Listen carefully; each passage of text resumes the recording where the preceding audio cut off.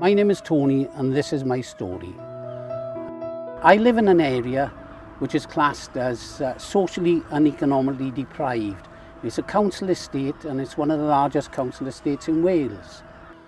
Big organisations don't care at all about disabled people. Every project they do come into the area, we never consulted, and we always brought in as an afterthought. Our opinion does not count because everything has already been cut and dried before we brought in. I'll speak now in terms of housing, right? And people live in council houses. It'll take you something like 20 years to apply for a grant. I think local authorities would save a lot of money by consulting people like myself in the beginning, not at the end.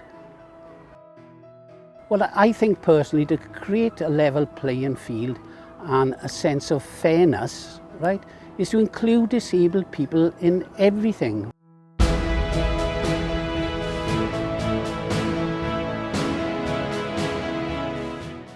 Big organisations listen to us, disabled people, and people like me would be a lot better off.